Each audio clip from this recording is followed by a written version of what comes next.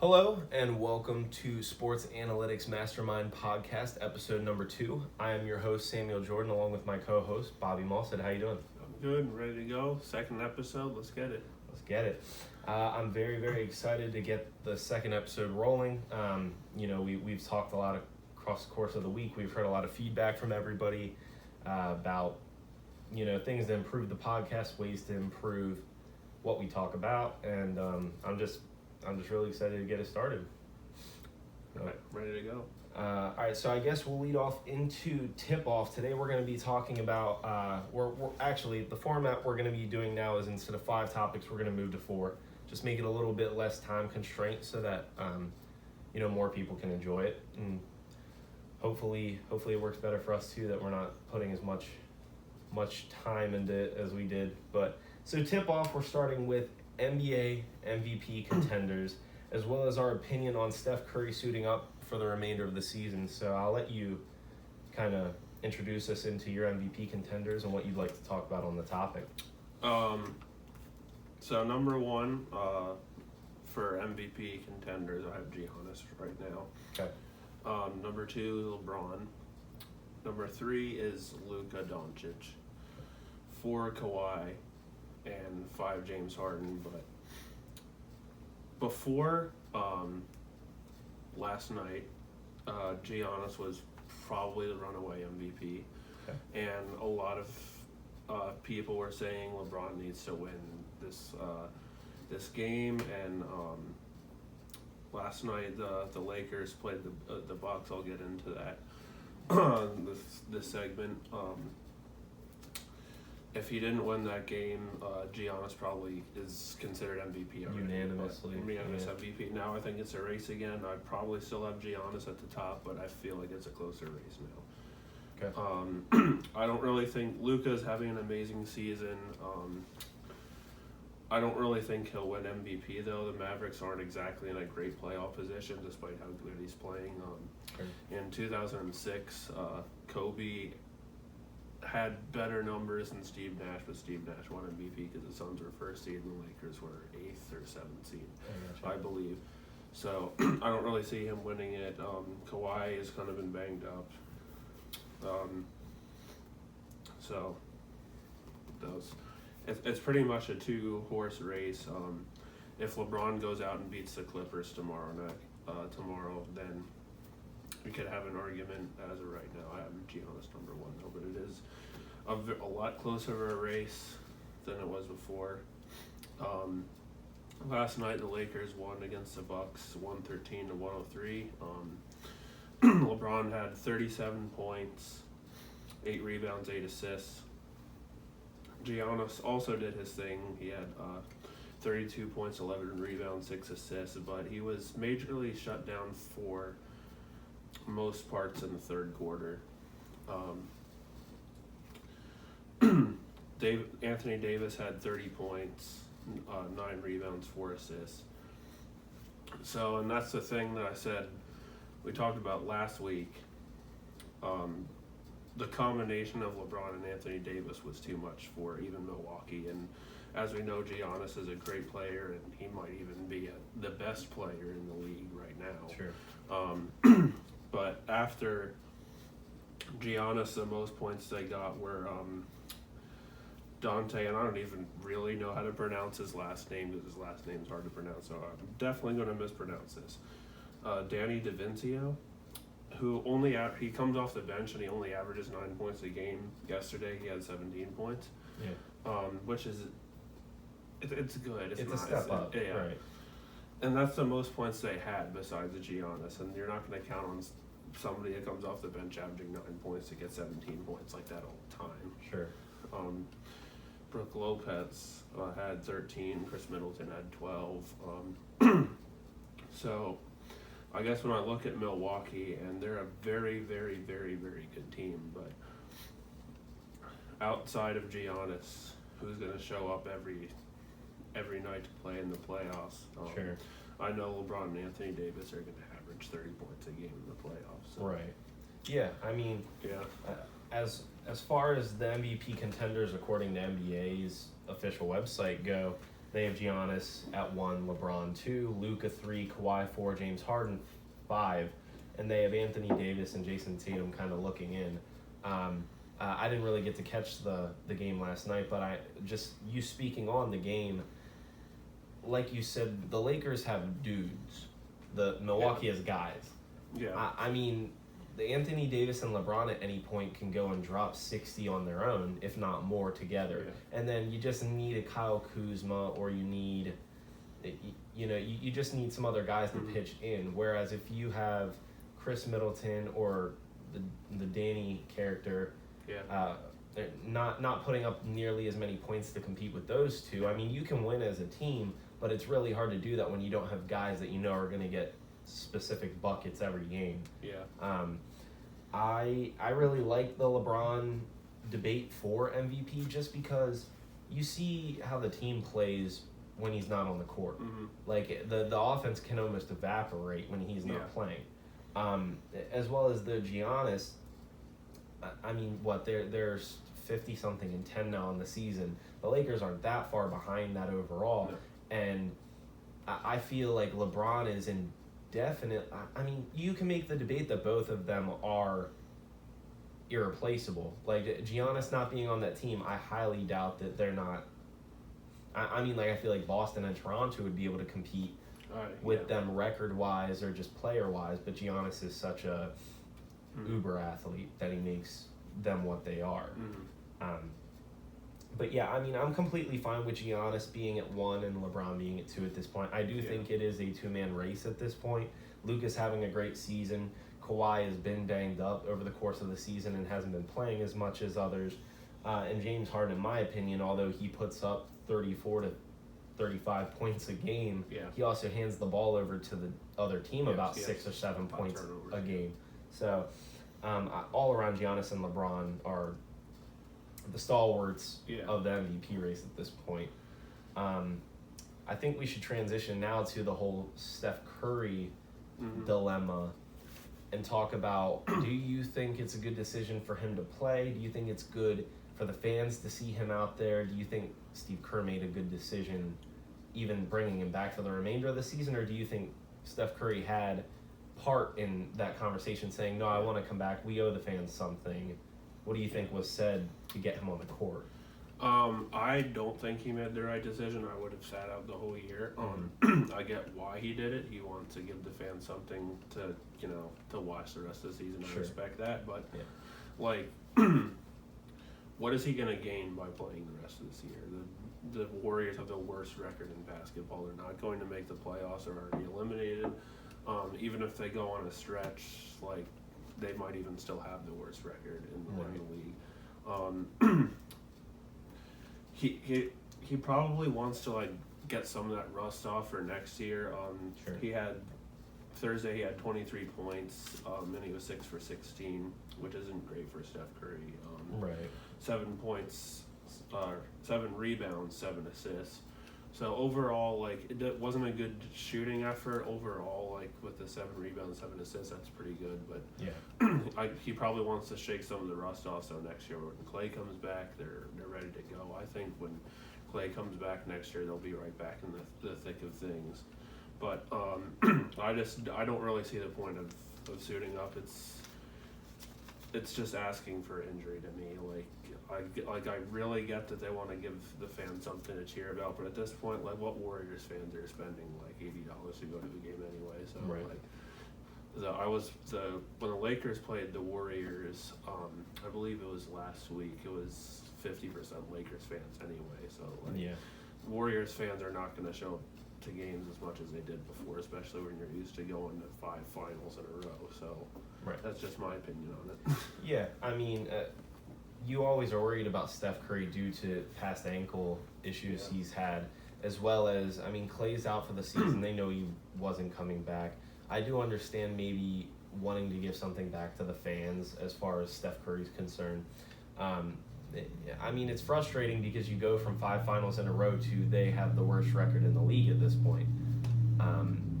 Whether or not that's to be said that he should have just sat and not played. I mean, they do have Andrew Wiggins that they picked up at the trade deadline. But I honestly think that that's going to be used as a trade asset going into next year because you get Clay back, you still have Draymond, Steph's back now, but you're getting a healthy Steph Curry in theory, and then they still have depth. They're a really good team at drafting and producing like players for depth. So I personally think we agree on the fact that I don't think he should have came back, but as a fan standpoint and as a TV and media outlet, like I guess it's good to see him come back because it gives the NBA one of the most interesting shooters in the league to be able to see. So I get it.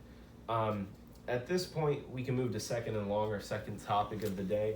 Second and long is going to feature the NFL top 10 mock draft that we both have come up with, top 10 picks for the top or bottom 10 teams in the league this year as far as record goes. I think we really wanted to talk about the mock draft just because the combine was last weekend. We've got about a month and a half until the actual draft happens. We're going to have pro days coming up in a few weeks. And there's a lot of interesting talent and a lot of interesting positions that are filled with talent that usually aren't, like wide receiver. The linebackers are decent. There's a few really good cornerbacks in this year's draft. But, I mean, the wide receiver depth, I don't even have a wide receiver in my top 10 solely just because of necessity for other teams in different positions. The quarterback hierarchy that's going on right now in the NFL is ridiculous, and you have no clue what's going to be going on with free agency and then in the draft. Yeah. But since we can't see into the future as of right now, I have what I have in this instance for my mock draft. So I guess how we'll do it is I'll let you explain your number one overall pick.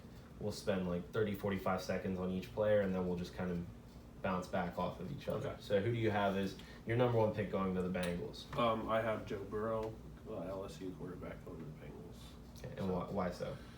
I mean, when you look at the year he had last year, I mean, it was ridiculous. And the runaway Heisman, I don't even think it was really all that much of a competition. Yeah. Like, winning the national championship doesn't exactly help you, but, you know, led his team to a national championship.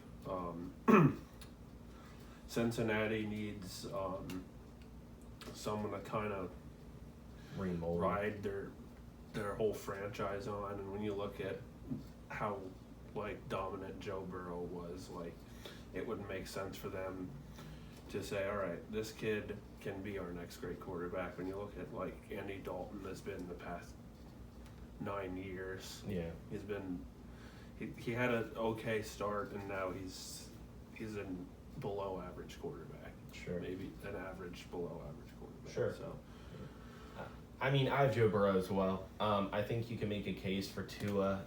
Tua has definitely shown over 3 years that he can be the guy. Tua in a championship game years, like he can be the guy. Joe Burrow had 5,600 passing yards, 60 touchdowns, 6 interceptions. That's insane. Like that. You don't have any other words besides that's insane. Yeah. And he might not be the best overall athlete of the draft, but I think he's one of the most poised and polished quarterbacks in the draft as far as like his accuracy and his touch and velocity. He might not have a fast arm, but he gets it where it needs to be in placement wise. So he looks good. Who do you have going to Washington at number 2? I have Chase Young going to Washington. I see a lot of mock drafts having Tua go to them. I don't think that would be a good decision, despite the fact that he could possibly be a star quarterback, because Washington needs a defense too. You already drafted a quarterback last year, and despite the fact he didn't look good, you can't, in my opinion, you can't base things off 1 year if you're going to invest your franchise in a quarterback you literally just drafted. You have to give him more of a chance to get developed than that. And Chase Young is a generational talent that could change their defense. So. Yeah, I have Chase Young as well. I've heard the trade talks for Tua, or Tua going to Washington. The fact of the matter is Chase Young looks like the best overall defensive prospect coming out of college in a long time. Yeah. And that's saying something compared to people at his position like the Bosa brothers, Yeah. the Watt brothers, and Aaron Donald, Khalil Mack. Yeah. He looks amazing, and he got 16 and a half sacks and 6 forced fumbles this year, and that was missing 2 games. Yeah. That's insane production, and he gets a lot of his sacks with a swim move or, a speed rush, but he's so powerful that he can run people over. He just never uses that. So if he goes to Washington, he has Ron Rivera as his defensive coordinator and his head coach. He's going to teach him that he's going to be able to run people over, and I can only imagine his production is going to go even higher. Yeah. So, moving on to pick number 3, we have the Detroit Lions. Who do you have going to Detroit? I have Tua going to the Lions. It's not what a lot of people have, but I mean, Matthew Stafford, like, how much more time do you need? Like, this is an opposite situation where I said you need to give Dwayne Haskins more time. I personally actually kind of like Matthew Stafford. Sure. But there comes a time where you need to move on. Him and Detroit just don't mix well together. I don't think they're going to win anything. Mm-hmm. Tua as a quarterback that could possibly change their franchise around, and how many years have the Lions been the laughing stock of the league? So, Sure. And look at their division. You have the Bears with that great defense, even though they missed the playoffs last year with Khalil Mack, and if it wasn't for a missed field goal like the playoffs 2 years ago, who knows how far they could have gotten in the playoffs. And you have the Packers who made the NFC Championship game last year. Yeah. They have the Vikings who are stacked on everything on offense. So they need something to change their offense. If you look at all the other teams in their division, they're stacked at one position or one side of the ball at least, and the Lions don't have anything going for them. So Yeah, that's definitely fair. I also have Tua going at pick number 3, but I don't have it going to Detroit. I have the Chargers trading up all the way from, I believe it's 7 or pick 6 up to number 3 to take Tua. The thing is, I think the Chargers are in I wouldn't say win now mode, but they have all the pieces to win now. Yeah. Their offensive line is a little bit shaky, so that's an issue. But, Tua is such a generational talent. He was 76 touchdowns to 9 interceptions over the last 2 years. I don't care if he had Henry Ruggs and Jerry Jeudy and all of the good weapons he had in his backfield. That's still, you watch game film of him, and he puts the ball over cornerbacks. He can thread the needle between linebackers in space. He's an amazing talent, and he should have, in my opinion, been the Heisman winner last year over Kyler Murray. But Kyler Murray is an exceptional talent, so that within itself, as I understand it. But I have Tua going to the Chargers in a trade up with Detroit, because I believe Detroit, who will be at pick number 6, are still going to get the guy that I think they won. Yeah. But at pick number 4, who do you have going with New York? I have Jeff Oka, but I'm definitely going to mispronounce this, so I'm sorry again. Jeff Okabadiah, the cornerback from Ohio State.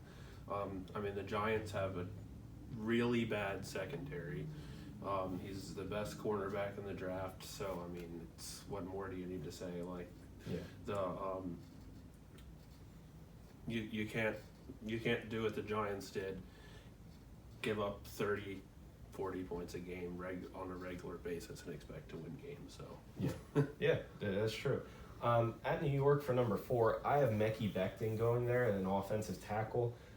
He's a very, very strong, aggressive lineman, and they've had issues with Nate Solder at left tackle ever since they picked him up on a pretty not lucrative contract, but it was a big salary contract, and he hasn't lived up to the expectations.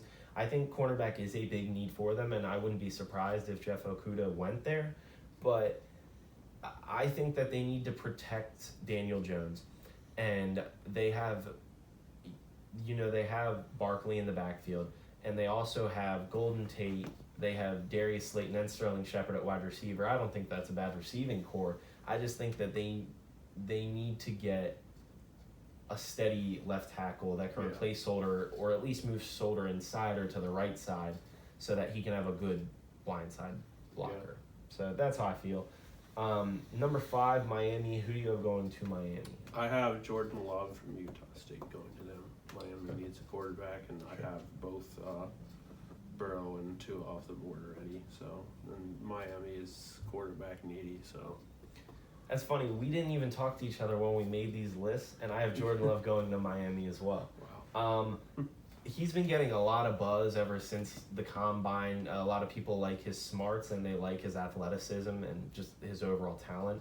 And also, he didn't have weapons at Utah. It's the same situation as Daniel Jones. Daniel Jones impressed a lot at the combine, helped himself out in the pro day, and he also helped with talking to organizations and just, playroom stuff doing with them. He ended up being the number 3 overall pick, I believe, or number 2. Yeah.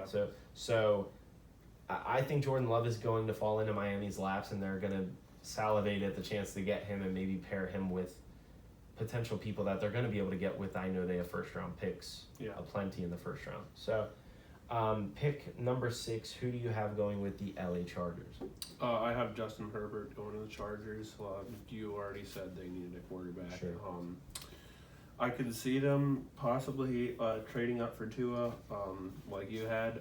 It's a matter of will Detroit do that? I have Detroit taking Tua, so the option left is for them to have Justin Herbert. I think he could be a great quarterback. He shows promise. Sure. There's some people that, say that he might not be ready yet, but sometimes you got to take a chance on people. So yeah, I completely agree. I have Detroit at 6. Getting Jeff Okudah. I think that's who they exactly wanted, and I think they looked at the draft board and they said, hey, we can go down here. If LA wants to come up or any other team wants to come up, I could see them trading down even further. But Jeff Okudah has great range and he has really, really good ball skills. And being out of Ohio, he's played really good competition all year, and there's a lot of decent wide receiver talent in the Big Ten. So just a really tall, lengthy, and speedy corner that's going to be able to keep up with people if he's beat, or he can range with guys like a Henry Ruggs if he's playing, deep coverage off of them. So, number 7, who do you have Carolina taking? I have Derek Brown from offensive lineman from Auburn. Got to protect Cam Newton. He's been banged up way too many times in his career. If they expect Cam Newton to be the same player that he was in 2015, if that's still even possible, you got to protect Cam Newton. So, yeah, it's definitely fair. I have Carolina taking Isaiah Simmons, the Clemson linebacker. The fact of the matter is Luke Kuechly retired. Yeah. He's an irreplaceable talent, all-pro, almost perennially. Isaiah Simmons had 67 tackles, 7 sacks, and 3 interceptions in his senior season, and that was mostly playing at safety. So he's I believe 6'4", 230, and he runs like a 4.39. He's super fast. Matt LaFleur just went there, or Matt Ruley, or the Baylor head coach went there now. And so I know he likes defense first football a lot, and so I can see him taking Isaiah Simmons as a no-brainer, running the card to the table, and I think that's a no-doubt pick in my opinion. Number 8, we have Arizona. Who's going to Arizona? I have CeeDee Lamb going to Arizona. He played with Kyler Murray in college. Yeah. Kyler Murray needs someone to throw to. They have Kenyon Drake in the backfield. You put CeeDee Lamb there, for him to throw to, and Arizona has a promising future ahead of them. So, yeah, I can get down with that. I have Tristan Wirfs, the offensive lineman, going to Arizona. The only reason I have him over maybe offensive weapon is the fact that Kyler Murray ran for his life all season last year. A lot of people didn't get to watch Arizona film just because either it wasn't broadcasted because it's Arizona, or there was very limited outpouring of Arizona content last year. They signed DJ Humphries to a good deal, so they do have him at stability for offensive line. But I think adding Tristan Wirfs, who can play outside or inside, I think he's more a guard than a tackle. But still, if they can get more protection up front and he can throw to a Christian Kirk, Larry Fitzgerald's back for one more year. They still have Andy Isabella from last year. They definitely have enough weapons, I think, and Kyler Murray is a good enough talent to be able to get them over the hump without a CeeDee Lamb, but obviously adding a CeeDee Lamb, I don't see any fault in that, especially with them having chemistry from college. Yeah. Pick number 9, who do you have going to Jacksonville? I have Isaiah Simmons going to the Jaguars. Okay. I think this would be definitely like a steal. Yeah. Especially at number 9, and the fact that the Jaguars have a good defense already. Like, I know you could say they definitely need some offense, but like, if you add this on top of it, their defense is already good, even though they lost Jalen Ramsey. Mm-hmm.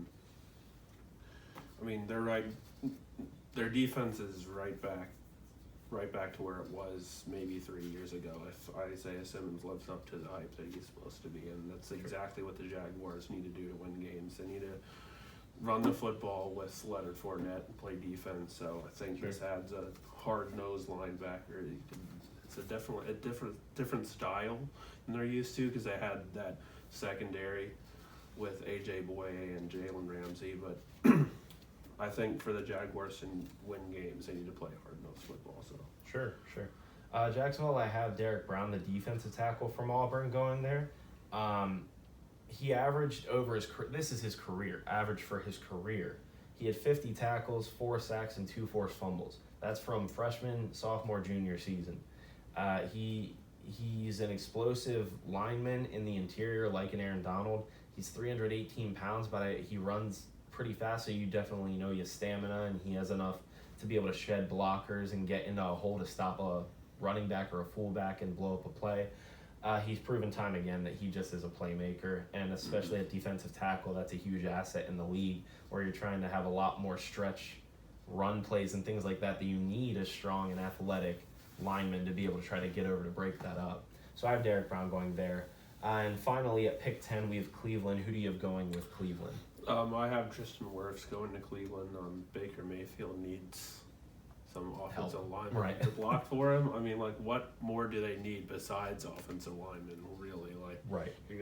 They need a running back? No. They need a receiver? No. They need a quarterback? I mean, no. Baker Mayfield, had a bad year. That doesn't mean that he's not a good quarterback. Sure. Look at his rookie year. So, I can't look at this team and not have them draft an offensive lineman. There's really nothing else that they need. Right. I feel the same way. I had Wirfs going to Arizona, so I stuck with Andrew Thomas, offensive tackle out of Georgia. He's a steady blocker. He's consistent for the most part.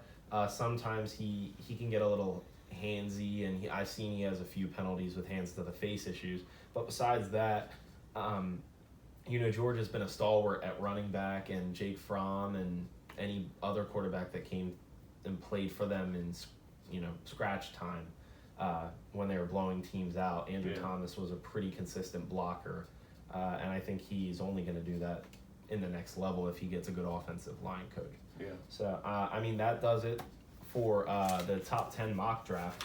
I think it's funny that we had a lot of the same stuff for a lot, especially the Jordan Love. That surprised me. Yeah.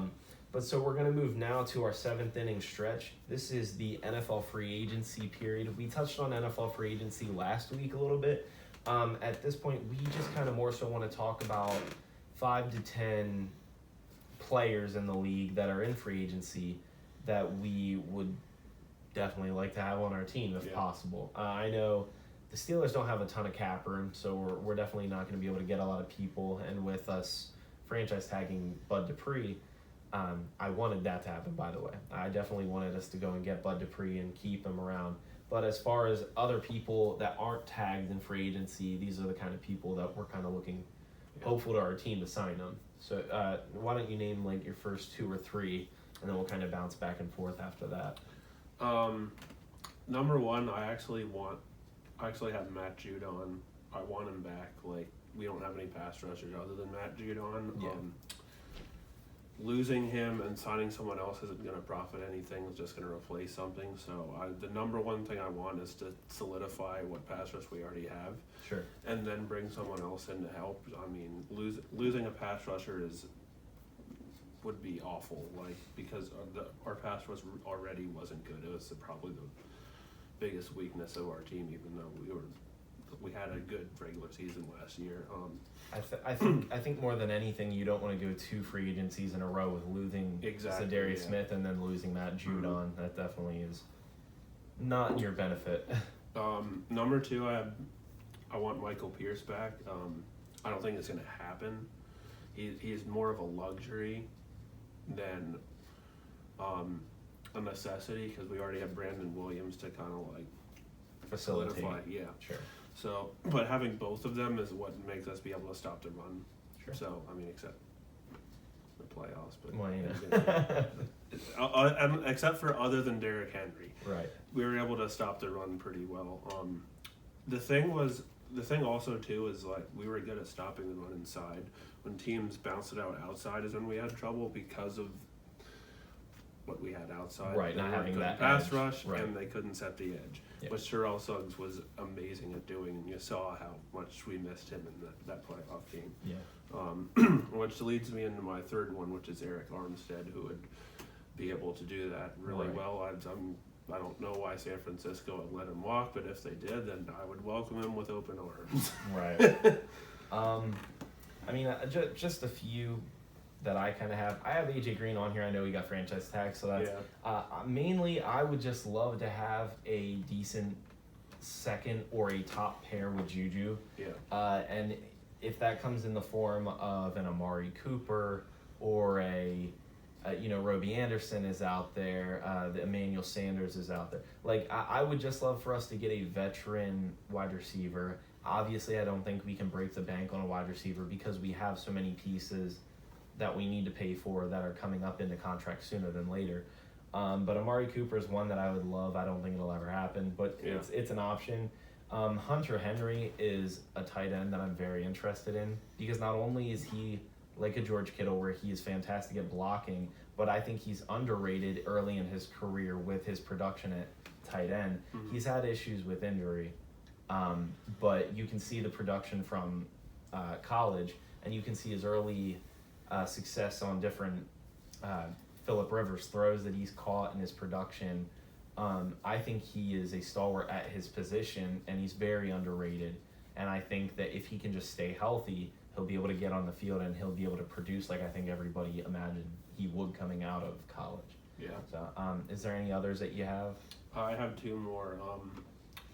The other one I want is Javidon Clowney. The thing that would stop me from getting him is the price tag. Right. We have quite a bit of cap room, more than we're used to, because Lamar Jackson's on a rookie contract. So, if Clowney isn't too much, I would go all in for him. Like I said, I'm heavily, obviously, as you can see, I'm heavily favoring pass rushers because our secondary is really good. I think it's a top 3 secondary in the league. Yeah. If we add pass rush to that, on top of what like our offense already was last year, that's really scary in my opinion. So I would, if as long as he's not like break the bank, I would be willing to break the bank on him as long as it's not we have $1 million in cap space left. So right, like, exactly. I'd be willing to go overboard for him, not too overboard. That's Sure. the main thing. The fifth person I have is Emmanuel Sanders. AJ Green I wanted, but it's franchise tagged, and Sure. the He's Bengals, not going anywhere. No, the Bengals are not that stupid to say, hey, let's trade him to a division rival. So I'm not even going to put him on the list. So I think Emmanuel Sanders fits well because, like you were saying, I want a second receiver too. Marquise Brown is number 1, and after him, it's a wash, pretty much. Right, it's right. exactly the same situation the Steelers have, Right. other than Juju. And so I think when he was with San Francisco last year, he kind of came in and solidified somebody for Garoppolo to throw to, Sure. other than Kittle. Right. So Yeah. I think he comes in, and you have Marquise Brown and him, and the tight ends. That's a really complete offense. So. Definitely. And he wouldn't cost that much either, so. Definitely. I think some value picks that I have in later stages of free agency. Javon Hargrave, who was our nose tackle, I really, really like him, and he's hitting free agency this year. Do I think we're going to be able to afford him? I don't think so, solely because we're going to have to pay for TJ Watt here soon. And like I said, we did franchise tag Bud Dupree. So if we're planning on maybe signing Dupree in the future, I don't think we're going to be able to afford all of those guys on our defensive line. But I'd love to bring back Javon if it were possible. As far as other positions on defense, I know Logan Ryan for Tennessee, he's on the free agency market. Our defense was a lot better than it has been like the last few years. We turned a corner, I believe, with the signing of Devin Bush and getting Minka Fitzpatrick in the secondary. But I'd like to have Logan Ryan as like a slot corner, or even we could throw Steven Nelson in the slot and put him outside. Right. I'd be completely happy with that. The only other person or persons that I was looking at was linebacker. Behind Devin Bush, we don't really have too much depth at middle linebacker or even like outside linebacker. I know we have TJ Watt and Bud Dupree, but they play a lot of line defense. Coverage linebackers that I'd really like is maybe a Blake Martinez or a Joe Schobert. They're both free agents this year. I don't know if either is tagged yet. But I could see either one of those guys. They're very good coverage linebackers and they're tackle machines. Yeah. So I think it'd be a great value if you could get them, not for cheap, but for maybe like an average middle linebacker contract, and then have a good depth player behind Devin Bush. Right. So at this point, we're done with our NFL free agency and we're moving on to our final period of the day, our 2-minute warning segment. This is big free agent signings and trades within the MLB for the 2019-2020 offseason. There wasn't an abundance of major blockbuster situations that went on this offseason, but the ones that happened were huge, in my opinion. We'll get into Christian Yelich just signed like a contract extension and what that might mean for Milwaukee. But as far as other people, why don't you go ahead and explain a few people that have hit free agency and signed lucrative deals elsewhere. Garrett Cole signed with the Yankees. You might have already known that. You might have heard about that. Yeah, it's that's a really, really, really big move because he's at the very least he's a top 5 pitcher in baseball. At the least. Yeah, at the least. The Yankees needed starting pitching. Their lineup was already ridiculous, and if you add Garrett Cole to that, like. That's scary. The only thing I can say about that is hindsight's 2020. They took him with obviously solidifying their rotation, but now they lost Luis Severino, one of their better starting pitchers, for the whole season. I believe he's got to get Tommy John surgery. So obviously they can maybe call up somebody, or they could use all the money. They have to go get another 3 to 4 ERA guy. But Garrett Cole, that signing means even more dividends now than it did before. Yeah. With the fact of them losing Luis Severino, now he's going to be the guy there. Yeah. So, yeah. Who else you got? Josh Donaldson went to the Twins. It's a big signing. Brings a bat to their lineup. They already won their division last year. So, is that enough for them to beat the Yankees? I'm not sure, but it adds a bat to a team that was already a division winner. So yeah, exactly. I mean, it gives them a consistent bat. I think more than anything, he's a really good home run hitter. Yeah. And he's a good defensive player. I believe he has a Gold Glove or 2 to his name. I think he's undervalued a lot of the time in the league, because he was with Toronto, and then last year he spent time over in Atlanta. I think he's underrated for his value. That might be speaking a little pretentiously. I don't think he's underrated as much as I think he's going to be a sleeper pick for that team to lead them in home runs or I know they have Miguel Sano and they have not Francisco Lindor, but they there's bats on that team, but I think he's going to be an underrated signing for this year coming up. Who else you got? Strasburg staying with the Nationals. I know not a lot of people talk about this because he just signed with the same team, but he's a dominant pitcher. They lost Anthony Rendon as another person I had went to the Angels. That's a really, really key signing. It gives them stability. Their pitching staff is untouched, basically. They still have, even if they lost Anthony Rendon, they still have a very, very good pitching staff. Yeah. So, when you have Strasburg and When you have Strasburg, Scherzer, Yeah. Patrick Corbin, and you have Sean Doolittle as a closer. Yeah, exactly. It's like, how many runs a game do you really need? Like 2, and you probably Two or three. Yeah, and you'll be good. So yeah. they'll still be in the thick of things. I completely agree. The Strasburg signing, I actually wasn't even that up to date on it, and it, like you said, it just gives them stability and already the most impressive pitching group. I mean, you saw it in the World Series that they had Strasburg as the MVP due to the fact that he could pitch starting games, and then he could come in as a reliever and pitch 3 scoreless innings. He's incredible. Scherzer's incredible. Patrick Corbin, I believe, is underrated. And that team doesn't need to score as many runs as what it used to. Yeah. And you got to think, they lost Rendon, but they have Juan Soto, they have Trey Turner, they have a couple other guys that can get their bats hot. So Yeah. Rendon is a terrible loss, but it's not the end of the world when you have the type of pitching core you have. Yeah, I agree. So, and I mean, like you touched on with Anthony Rendon going to the Angels, that gives the Angels, I mean, like, if I were Mike Trout, I'd be standing up giving an ovation to the Angels organization, just because he has been needing an extra bat in that lineup for years. Yes. Even since he got signed there, they've needed batting help, and they finally went out and they signed a guy that is going to be a 300 average hitter, and he's going to hit home runs. Like, he's such a consistent guy at the bat, at the plate. He doesn't strike out too often, and he gets on base a lot, whether it's via the hit or the walk. And his slugging percentage is good. So, I mean, it's a shame that Washington couldn't retain him, but the courtesies to the Angels for signing him for sure. Yeah, it definitely helps out. Or they have 2 bats in their lineup now.